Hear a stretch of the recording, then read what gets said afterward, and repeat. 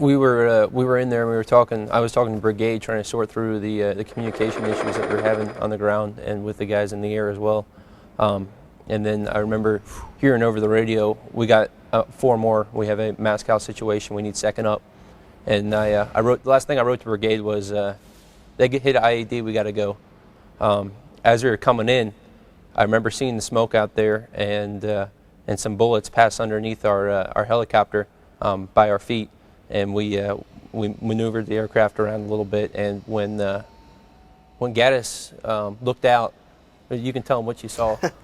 Yeah, when we were flying over this wooded area, it was off to the right of the hill that you guys were talking about. I heard a popping noise. It was like pop, pop, pop, pop, pop. And I'm like, okay. So I turn around and I look back down, and then I could hear it again. And as I looked down, I could see a round passing from the 3 o'clock heading up towards 11 o'clock of the aircraft. And at that point, I realized that maybe it wasn't such a good idea to have my head sticking out like that. So I kind of leaned back, and I called out to the crew. I was like, hey, look, we're receiving contact. The rounds are passing from the 3, moving to the 11. And yeah, I saw that a couple of tracers coming over the left side. That's when we evaded quite effectively. Yes. Yeah, I think we relayed that information to Black Magic to check out a sort of like a boat on the river, I believe, because we thought it was coming from the boat. We later joked that we were being engaged by the Taliban Navy. That first time we went back out, we all we all went and loitered for a minute though, right? Because the IED had just happened, and the patients, they didn't know exactly where they were, because I'm pretty sure, I mean, from the videos we saw, that where that dingo was, it was, I mean, they were a little further ahead than everybody else, so there was no way they could make an LZ. That was the time we left a little bit after you guys. You guys headed first up in Chase, headed directly out there. We spooled up and came right on your guys' tail. We got over the area and they called in to us that the patients weren't quite ready for pickup, and we decided to go loiter over that same plateau again and wait for them. And that's when you guys called that we needed to get more fuel. You and Chase needed to get more fuel, and we decided to go back in and top off the aircraft. Yeah, right, because we'd already been flying hour and 45 minutes. We were getting low on fuel, and they said the patients were going to be another 15, 20 minutes. Decided to go get fuel, so all 3 of us went back. We filled up with fuel, and that's when Sergeant Schumacher noticed that we had a round to our transition section. I looked at it, said, okay, is it down in my aircraft? Nope, let's go. Did you guys shut down at that time? No. Not at that time. We did hot refuel that time. Hot gas. Yeah. And then we all took back off, and en routes when they gave us a new grid coordinate for a different location. So we all didn't go back into that one bad LZ, and they put it further north. And that's when both of our aircraft landed at that LZ, and we picked up the 4 urgent German soldiers. Once we got those soldiers, all of us took back off, went back to Kunduz. And this is when we shut down and started resupplying and getting fuel, because we thought we were done for. Yeah, we thought it was over. We thought it was all over. We had gotten everybody, and there was actually a call that came over the radio that was like, all right, time to inspect your aircraft, make sure everything's good. Yeah. And that's when Mr. Visaya found our blade.